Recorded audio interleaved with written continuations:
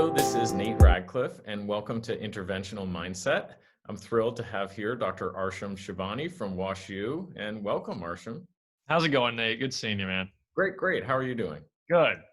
So tell me about what you thought we might talk about here while we're trying to energize doctors to be more involved and take a little bit more of an interventional approach to glaucoma. There is such a paucity of glaucoma specialists given like the disease burden in the population. And I don't think that as a group we're very territorial. Maybe I have that wrong because I don't feel territorial at all. But a lot of glaucoma, to be honest, and is being treated on the optometric side, and the comprehensive ophthalmologists, they are the front lines. And the reason why I can tell you that is, I don't know how it happened with you during the pandemic, but we had multiple kind of urgent emergent surgeries a week, and that immediately dropped. It wasn't because they weren't happening, it was because our frontline screeners were not able to see patients and people were losing vision. We have multiple examples where patients were 2025 on charting before the pandemic, and months later they come back, and we had some that were hand motion LP.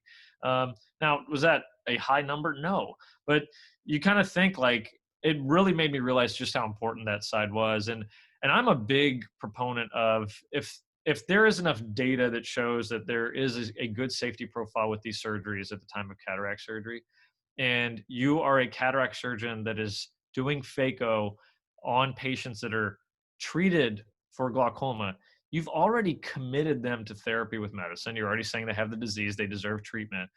I agree phaco lowers pressure, but you have a much higher chance of lowering their drop burden when you do a MIGS procedure in the angle.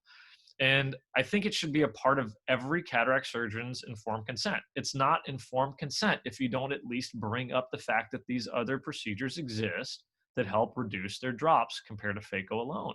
Now, you could then say, but I don't think that that's going to be right for you in this case for X, Y, or Z, or I don't like to do them with my cases because these are my results. That's very different.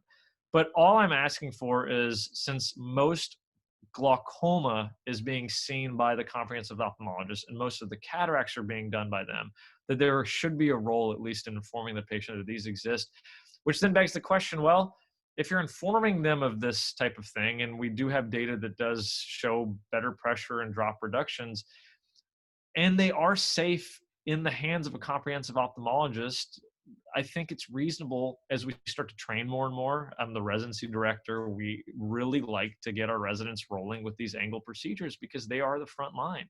And it's a missed opportunity when we operate on these patients without at least discussing this. So any comprehensive doctor that's treating glaucoma, that's doing cataract surgery in glaucoma patients, that still has not at least dipped a toe in the MIGS space, I think you should. And probably the most important thing is just start gonioing in clinic. Take a gonio prism. There's very cheap disposable ones that you can buy, and Katina makes those. If you just in the OR, at least go through the motions a couple of times, get a good sense of what the angles look like. Eventually you'll get more comfortable doing that, and then you could start incorporating it into your surgeries. But we're in a different era, Nate, and I don't know how you think about it, but I really think that it needs to be in the hands of the comprehensive doctor more than what it currently is. Yeah, I agree with you completely. Same observation during the pandemic. Just the patients weren't coming in. I know they're out there, but we need, optometrists, comprehensive ophthalmologists, even primary care doctors are sometimes finding these glaucoma patients based on their complaints. So they are the front line. And if you think about it, once comprehensive ophthalmologists and optometrists and everyone's more engaged in MIGS, they're going to diagnose more glaucoma. They're going to always get the OCT before the phaco, and we elevate our level of care. We pick up, we cut down. We still say half of all glaucoma is undiagnosed. Let's get working on that. There's another point that you made. We know we can cut meds, and we know that we can cut the pressure when we add MIGS to phaco.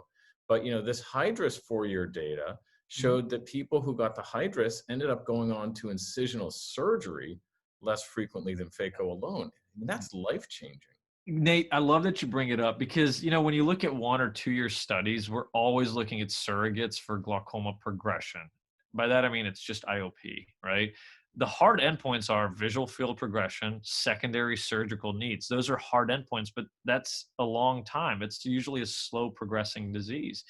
And when you are now, you have people that will say there's just not enough data on it. I'm not going to get into it. Well, that's fine. But now we're starting to get data exactly like you're talking about, where now the secondary surgical interventions are less, and the holding power of the drop reduction is better than straight phaco alone. We're going to publish our initial iStent data through our VA center.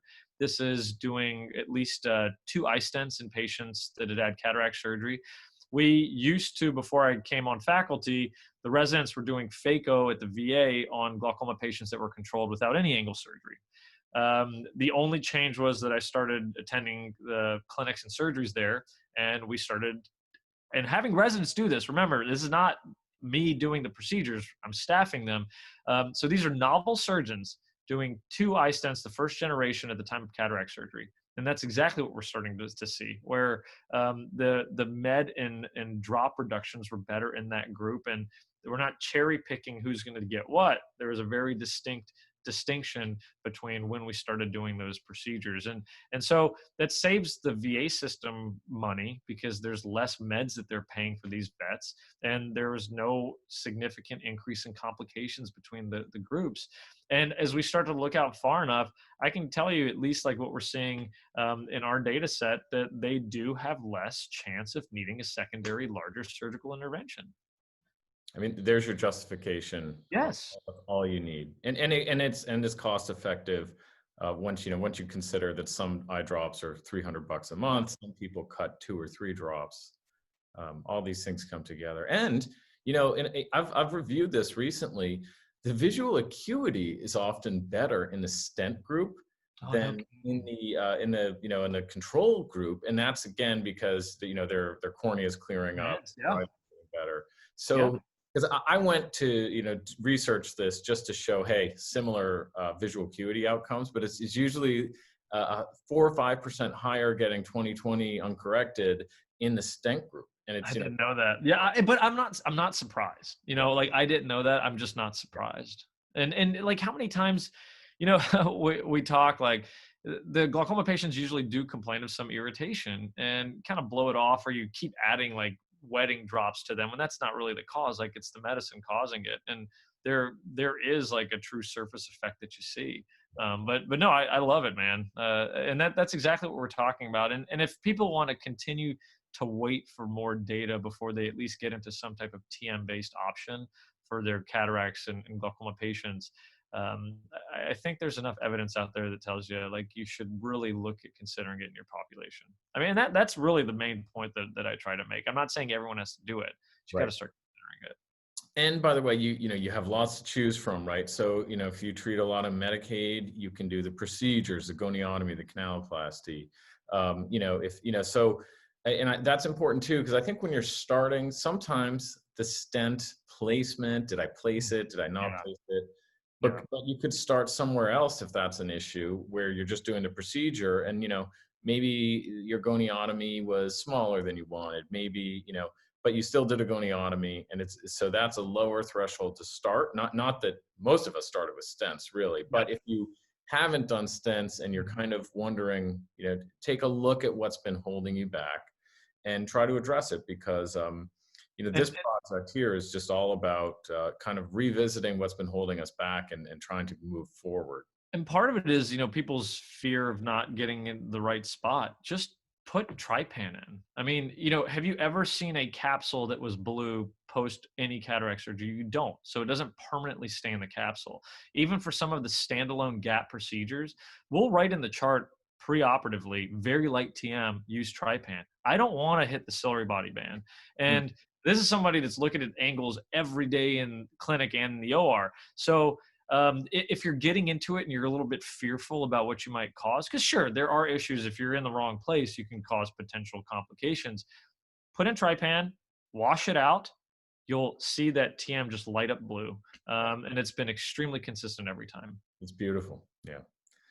All right. Well, I want to thank you for sharing your thoughts and for joining us today. And it really is great to just catch up with you and hear what's on your mind with You too, buddy. Thanks for setting all this up. All right. Thanks, Arsham.